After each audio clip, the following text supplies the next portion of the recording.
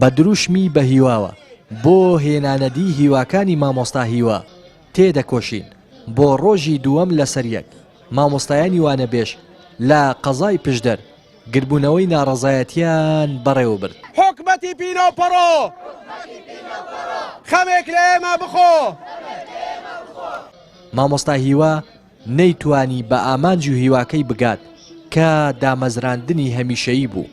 ماوەیەک پێش ئێستا بە ڕووداوی هاتوچۆ گیانی سپارد. هاوڕێکانی دەڵێن بەردەوام دەبین و کۆڵ نادەین لە پێناو گەیشتن بە مافەکانی خۆمان و هیواکانی مامۆستا هیوا.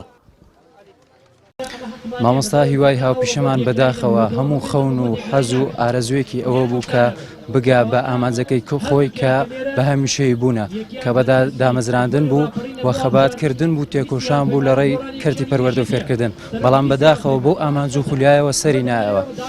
زۆر بەداخەوە ئێمە 21,000 مامۆستای وانەبێژ تەنها یەک داواکاری بەسیتمان هەیە کەویش بە هەمیشەی بوونە کە ئەویش بە دامەزراندنە. بۆچی؟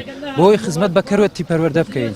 ئێمە زۆر دەمێکە مۆڵەتمان پێداون دووسێ جار هەر کاتەکەیان دواخستووە بۆ بایکۆت یا بە خوشاندان. ئێستا ئێمە داوای تەنها داوای چی دەکەین؟ داوای دامەزراندن دەکەین.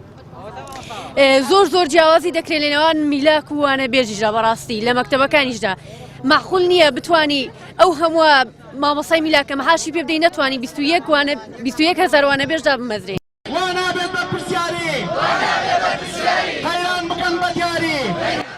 داواکاری سەرەکی مامۆستایانی وانەبێژ دامەزراندنیانە.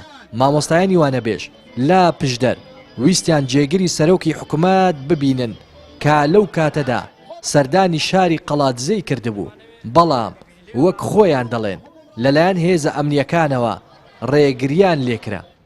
ئێمە هاتوین وەکو مامۆستانی وانەبێژ کە قوبادی ببینین بەڵام لێرە هیچ وەڵامێکمان نەدراوەتەوە لێرە نەماتوانی بشی بینین ڕێگریان لێ وەڵا هێزە ئەمنیەکان ڕێگریان لێ کردین کە ئێمە نەماتوانی ئەسڵەن هیچ کەسێک ببینین لەوان.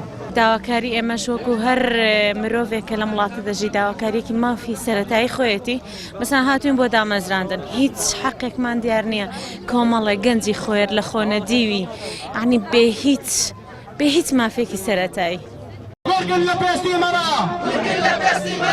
لە هەرێمی کوردستان زیاتر لە 22,000 مامۆستای وانەبێژ هەن کە لە ناوەندەکانی خوێندن بە ماف و شێوازی جیاواز وانە دەڵێنەوە. تا ئێستاش چەندین جار خۆپیشاندان و گردبوونەوەیان ئەنجام داوە و داوای دامەزراندنیان کردووە بەڵام هیچ وەڵامێکی ئەرێنی نەدراونەتەوە. لە دەڤەری پشدەرەوە ڕێناس ئەرسەلان کەناڵی پەیام.